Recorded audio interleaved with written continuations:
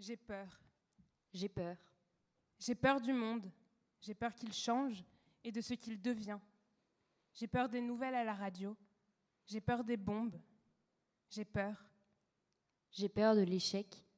J'ai peur de ne pas être à la hauteur, de ne pas réussir dans la vie, de ne pas réussir ma vie, de ne pas être fière d'elle, ni fière de moi. Qui m'oblige à avoir peur de ça? Et moi, qui m'oblige à avoir peur de ça? Les autres? Moi. Vais-je décider de leur obéir? Ai-je le choix? Non. Oui. Peut-être.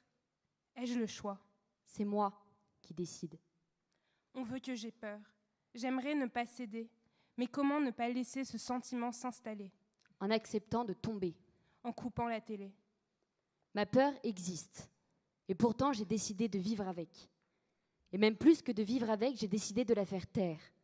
Je lui ai ordonné de prendre ses clics et ses claques aussi fermement que lorsqu'elle avait décidé de s'installer. Faire taire la peur, puisque de toute façon, nous n'en ferons rien. Faire taire la peur et donner de la voix à la lumière. Faire du théâtre. Réfléchir avec ses pieds, comme le dit mon professeur.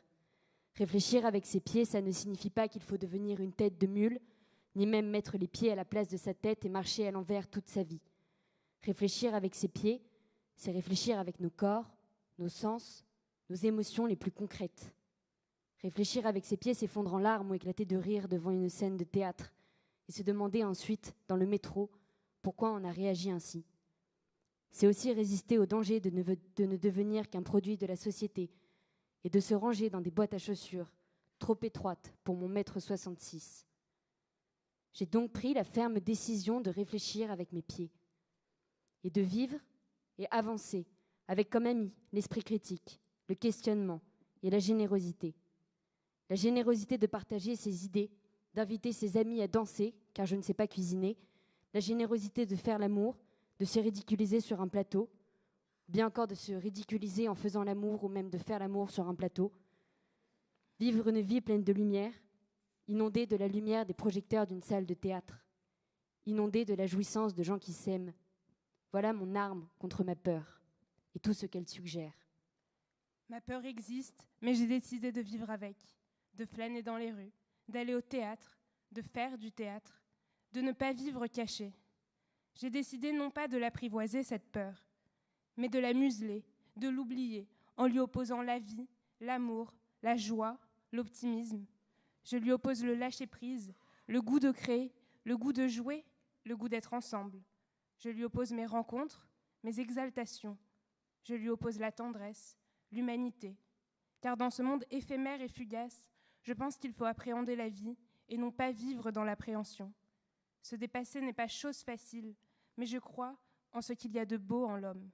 Et je dis non aux regards méfiants, aux murmures acerbes, à la déréliction et à l'ignorance. Enfin, quand la peur m'envahit, je convoque le visage de mes amis, un par un. Et quand je vous vois devant moi, à cet instant, je n'ai pas peur. Paul Éluard, l'aventure. Prends garde, c'est l'instant où se rompent les digues.